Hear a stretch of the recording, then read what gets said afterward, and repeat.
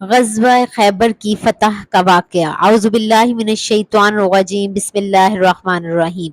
غزوہ خیبر اس غزوہ کو کہتے ہیں جو 7 ہجری کو مسلمانوں اور یہودیوں کے درمیان لڑی گئی، کیونکہ یہود نے دوسرے عرب قبائل کے ساتھ مل کر مسلمانوں کے خلاف سازش کر کے امن معاہدے کو توڑا تھا۔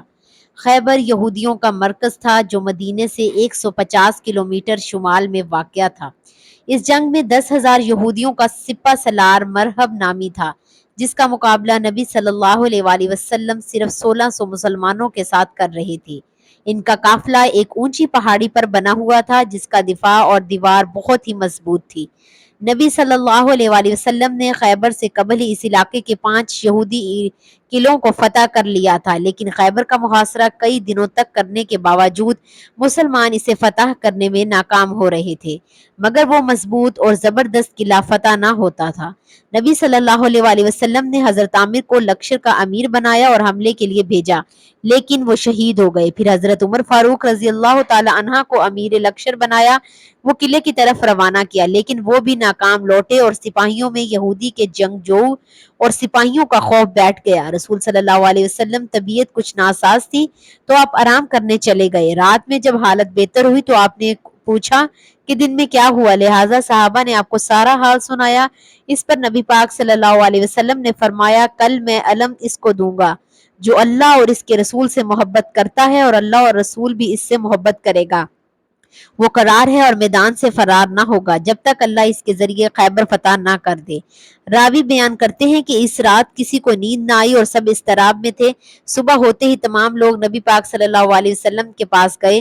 سب کی ایک خواہش تھی کہ جھنڈا ان کو ملے، لیکن نبی صلی اللہ علیہ وسلم نے پوچھا کہ علی کہاں ہے؟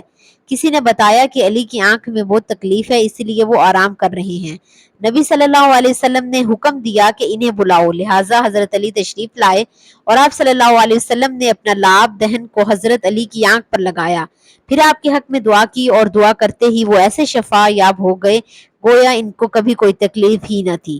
آپ صلی اللہ علیہ وسلم نے جھنڈے کو مولا علی علیہ السلام کے ہاتھ میں دیا اور نصیحت کرتے ہوئے فرمایا، اے علی، پہلے ان سے نرمی سے بات کرنا اور انہیں اسلام کی دعوت دینا۔ خدا کی قسم اگر تمہارے ذریعے ایک آدمی بھی ہدایت پر آ گیا تو یہ اللہ کی راہ میں ایک سرخ اونٹ صدقہ کرنے سے بھی بہتر ہے۔ سبحان اللہ۔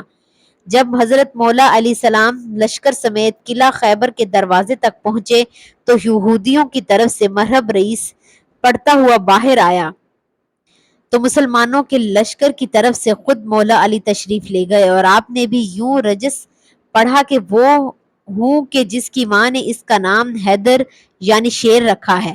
مرہب نہایت ہی قد آور اور چٹان جیسا وحشی جنگجو تھا جس کی ہیبت سپاہیوں کے دل و دماغ میں بیٹھی ہوئی تھی۔